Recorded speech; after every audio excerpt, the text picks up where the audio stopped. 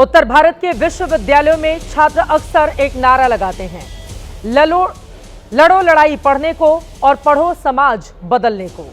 लेकिन आज सवर्ण छात्र कॉलेज और यूनिवर्सिटी में इस बात की लड़ाई लड़ रहे हैं कि जब वो पढ़ने जाएं तो कहीं जातीय भेदभाव के झूठे आरोप में फंस नहीं जाएं। यूजीसी के नए नियमों के विरोध में देश के हिस्सों में और खासकर उत्तर प्रदेश में विरोध प्रदर्शन हो रहा है और उसमें नेता और छात्र दोनों ही शामिल हैं। लेकिन इसके सियासी मायनों की पड़ताल करने से पहले यूजीसी के नए नियमों का विरोध क्यों हो रहा है वो समझना आपके लिए बेहद जरूरी है। यूजीसी यानी यूनिवर्सिटी ग्रांट कमीशन ने कॉलेज और विश्वविद्यालयों में जातीय भेदभाव को लेकर कुछ नए नियम बनाए, जिसमें यह कहा गया कि एससी, एसटी और ओबीसी छात्रों के खिलाफ किसी भी अनुचित या पक्षपातपूर्ण व्यवहार को जाति आधारित भेदभाव माना जाएगा और कमेटी जिसमें कि एक भी सवर्ण सदस्य नहीं रहेगा, उस कमेटी को आरोपी छात्र के खिलाफ 24 घंटे के भीतर ही कार्रवाई करेगी और अगर इन कैटेगरी से जुड़ा कोई छात्र झूठी शिकायत भी कर देगा तो उसे सजा नहीं मिलेगी। इसीलिए देश भर में इसका विरोध हो रहा है, क्योंकि इस नए नियम में पीड़ित और आरोपी की जाति पहले से तय कर दी गई है। पीड़ित हमेशा एससी, एसटी और ओबीसी समुदाय से होगा, जबकि अपराधी हमेशा सवर्ण होगा। यानी ये गाइडलाइंस जन्म के आधार पर ही आरोपी और पीड़ित का ठप्पा लगा देती है। अब सवाल है कि जो देश दुनिया की चौथी सबसे बड़ी अर्थव्यवस्था और विश्व गुरु बनने का सपना जो देश संजो कर बैठा है, क्या वो अपने यूनिवर्सिटी कॉलेज में ऐसा माहौल नहीं पैदा कर सकता जहां बात सिर्फ पढ़ाई की हो, ना कि जातिगत भेदभाव की लड़ाई। दुनिया की सबसे प्रतिष्ठित ranking QS world university rankings 2026 के मुताबिक भारत की कोई भी यूनिवर्सिटी दुनिया की टॉप 100 यूनिवर्सिटी में शुमार नहीं है। 123वें नंबर पर हमारी पोजीशन बनती है, वो भी आईआईटी दिल्ली की। क्या केंद्र सरकार की प्राथमिकता विश्वविद्यालयों में शिक्षा का सुधार होना चाहिए या फिर कास्ट पॉलिटिक्स जैसे मुद्दों को बढ़ावा देने वाले नियम बनाने पर जोर होना चाहिए? इसीलिए यह मुद्दा कॉलेज और विश्वविद्यालय की दीवारों से निकलकर राजनीति के मैदान तक आ गया है और सवर्ण समाज के नेताओं ने मोर्चा खोल दिया है। उत्तर प्रदेश के 20 से ज्यादा शहरों में बीजेपी के खिलाफ सवर्ण नेताओं ने प्रदर्शन किया, जिसमें बीजेपी के नेता भी शामिल हैं। कई जगहों पर बीजेपी के नेताओं ने इस्तीफे भी दे दिए हैं। ठाकुर और ब्राह्मण नेता एकजुट होकर इस फैसले के विरोध में उत्तर प्रदेश और केंद्र सरकार दोनों को घेर रहे हैं।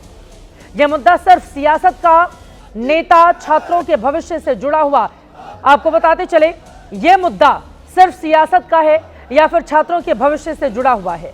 कई ऐसे सवाल हैं जिसको लेकर आज महादंगल में यह पूछना जरूरी हो जाता है, क्या सियासी फायदे के लिए छात्रों को मोहरा बनाया गया है?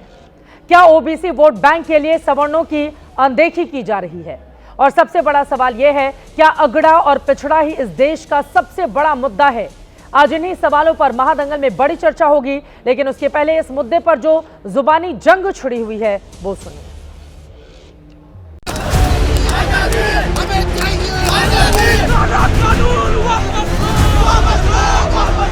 हमारी मांग है इस काले कानून को तुरंत बर्खास्त किया जाए, इस काले कानून को वापस लिया जाए। सरकार कहती है कि बटोगे तो कटोगे और फिर खुद काटने का काम करती है। पहले से ही सवर्णों को दोषी मान लिया गया है, पहले से ही कह दिया गया है कि सवर्ण जो है वो आरोपी हैं। किसी को उत्पीड़न होने नहीं दिया जाए, कोई भेदभाव नहीं होगा, किसी को भी मिसयूज करने का अधिकार नहीं रहेगा। यूजीसी के इस कानून से, इस नियम से समाज में नफरत बढ़ेगी, समाज में जातीय संघर्ष बढ़ेगा। हम लोग नियम से बाहर जाके कोई काम किया है क्या? आज तक संविधान नियम कानून के तहत ही हम काम करते हैं। उन गाइडलाइन में कुछ ऐसा है भी नहीं कोई दब जाएगा। दूसरे मुद्दे जो चल रहे हैं उनको जो है इसकी आड़ में जो है पाने की जो है कोशिश की जा रही है। कंफ्यूज होने की जरूरत नहीं है। हायर एजुकेशन में कुछ गड़बड़ी होती है, उसको ठीक करने के लिए यूजीसी ने जो कदम उठाया है इसका समर्थन करता है। अगर इस तरीके का माहौल शिक्षा में बनेगा तो ये तो बहुत भयानक रूप धारण कर सकता है। ऐसा होना नहीं चाहिए। किसी निर्णय को लेकर के लोगों के मतभेद हो सकते हैं, मतअहमत हो सकते हैं, मुझे लगता है सरकार उस पर विचार करेगी। 10-11 साल में आरएसएस ने पूरी तरह शिक्षा का ऊपर घुस चुकी है, शिक्षा का पूरी कंट्रोल में ले चुकी है और इसका एक परिणाम है ये यूजीसी वाला मामला। ऐसी चीजों से जातिगत दुश्मनी बढ़ती है। यूजीसी का जो मुद्दा है वो कोई मुद्दा नहीं है, उसमें दलित, पिछड़े, अल्पसंख्यक, EWS के सारे लोग हैं। अगर उन पर अन्याय हो रहा है उसको रोकने के लिए UGC ने कुछ किया है तो कुछ गलत नहीं किया। हमसे तो कोई संविधान मानता नहीं होगा, हम ये लिख के देते हैं, हम सवर्ण हैं इसलिए संविधान को पूछते हैं।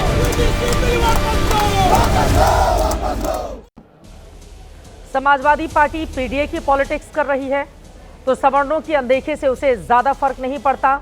भारतीय जनता पार्टी 2024 में 19 के मुकाबले कम सीटें लेकर आई तो उसके भीतर एक बेचैनी और छटपटाहट है कि OBC वोट बैंक कहीं हमसे छिटक कर उधर नहीं चला जाए। कुल मिलाकर राजनीति के इस हमाम में सारे के सारे नेता और पार्टियां एक जैसी नजर आ रही हैं। सवर्ण छात्र सड़कों पर हैं, वो अपना हक चाहते हैं, वो इंसाफ चाहते हैं, वो पारदर्शिता चाहते हैं, लेकिन राजनीति अपने लिए इसमें सियासत ढूंढ रही है।